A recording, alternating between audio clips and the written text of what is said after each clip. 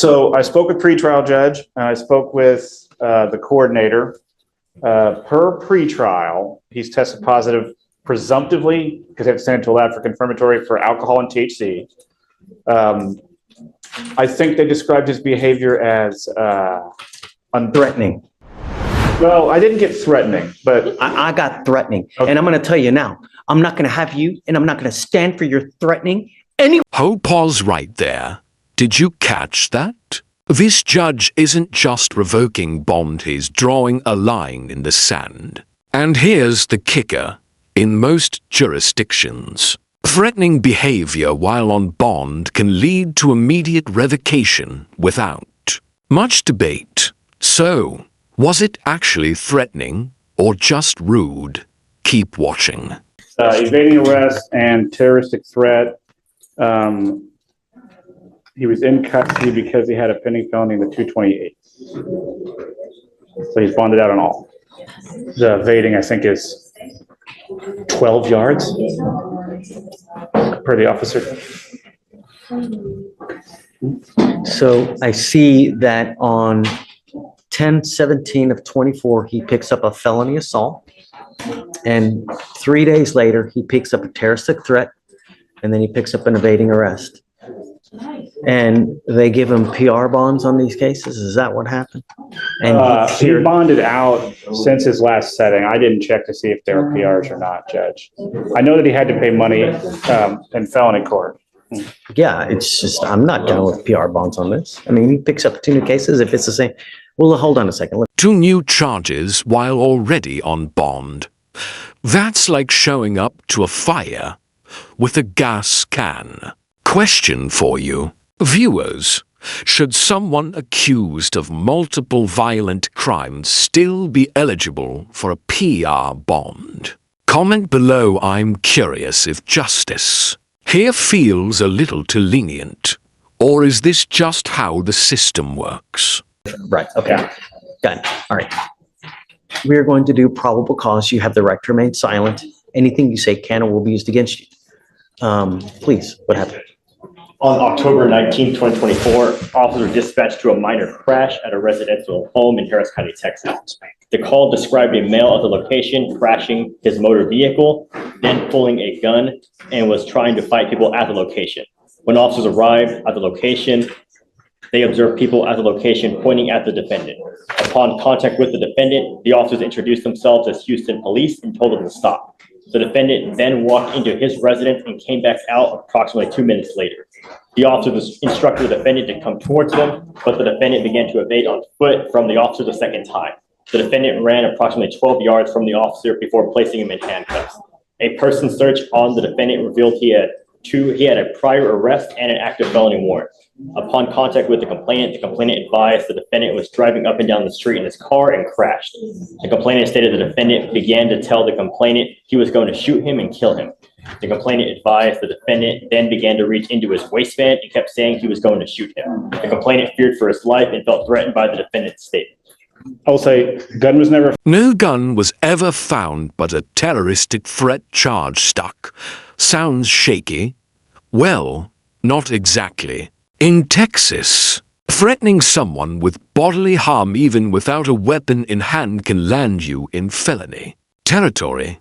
Intent and fear are what matter here, not the actual firepower. Wild, right? Cost. Do you understand? Yes, I don't care who you are. I don't care where you come from. I don't care what, nothing. I want my county safe. You will be signing an affidavit with me today, promising me that you're not going to have any weapons whatsoever. And if I find that you have a weapon, I can have a contempt hearing. You're looking at 180 days in jail every time if you're caught with a gun. Do you understand? I'm sending you now for a drug test. I want to know what, if anything, is going to be in your system as well. I'm ordering you not to use alcohol or illegal drugs, and I'm going to test you like crazy. Do you understand? Yes, sir. What do you do for a living? I work for Leland Airmark Bakery. Okay, that's what you need to concentrate on. Working a lot so that your time is occupied. When you have too much time on your hands, you become self-destructive. Do you understand? Yes, sir. Do You're you right about have, thank you. Do you have a Texas driver license? that. It's a yes or it's a no. Then you're not allowed to drive. On this affidavit, you will also be promising me that you're not going to drive. Do you? Do you have a different state's driver's license? City? He asked if you have a Texas driver's license. Do you have a driver's license from any other state? No, I'm from Houston. Okay, sorry. I'm just making sure you didn't have Louisiana or something. Not drive. I am also putting on this affidavit that you're not going to drive. Do you understand? Yes, sir. You're looking around, you're just, heed this warning, Mr. Bledsoe. Do you understand? Yes, sir. Yes, sir. I totally understand. I only have one off day. I just sleep all day.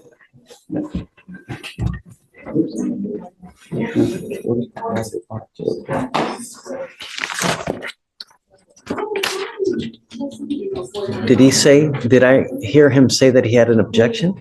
No, most definitely not. He was just No. asking me a question. Okay, No just objections. don't use. Stay out of trouble. You're in enough hot water as it is.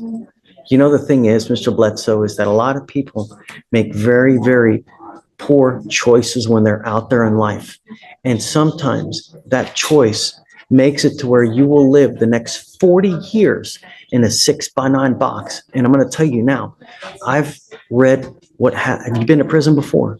Nope. I've read, I want you to hear me. I've read stuff about what happens in prisons, and it had me in tears. It was as bad as could possibly, if you think of your worst nightmare, it's worse in our Texas prison. This got dark real fast. The judge paints a horrifying picture of prison life. And while it's dramatic, it's also a warning wrapped in real talk. Ever wonder what it takes to scare someone straight in court?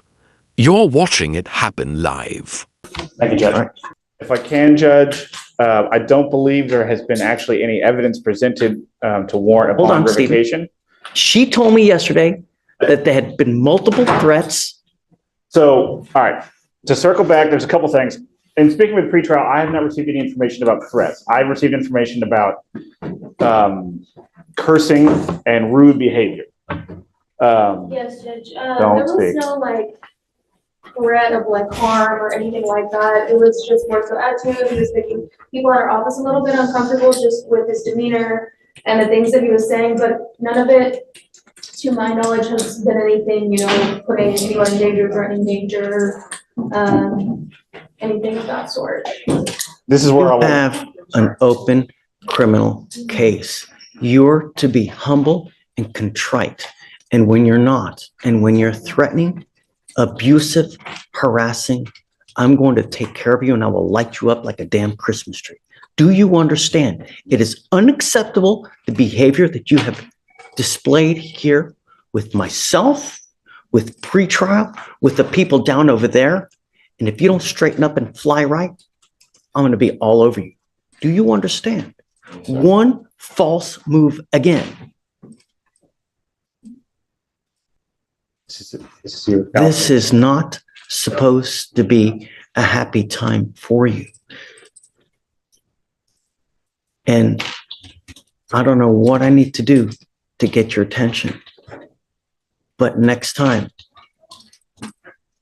I will classify you as a danger, revoke your bond, and make it so high you will have teeth falling out. Do you understand? Take a seat. Thank you, Judge. Back to the point.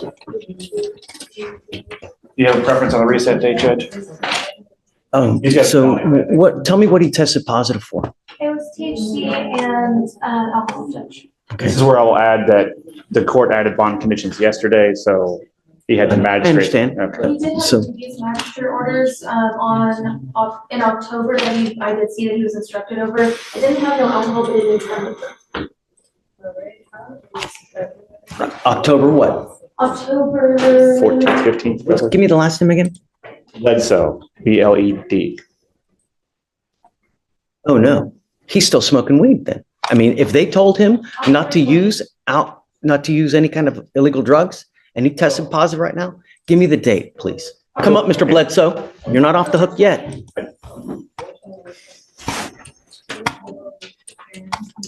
This is where I will repeat my assertion that since he's out on bond, he's entitled to a hearing where the rules of evidence would apply. What we're doing right now. Well, then I'm going to object to hearsay to anything and everything being heard by the court. What day was the magistrate condition for no using, please? October 20th.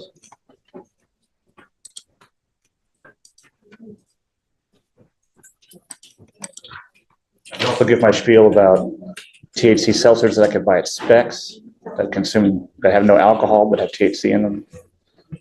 You are not to use alcohol. You are not to use illegal drugs. I'm going to give you the benefit of the doubt, and I'm going to test you again in 2 Delta 352. Okay, that's not real, but the judge's frustration definitely is. Legally speaking, any THC, regardless of its label, violates bond conditions if the court says so. Gummy bear or gravity bong. It doesn't matter. Pro tip, don't argue cannabis chemistry with a judge mid-hearing.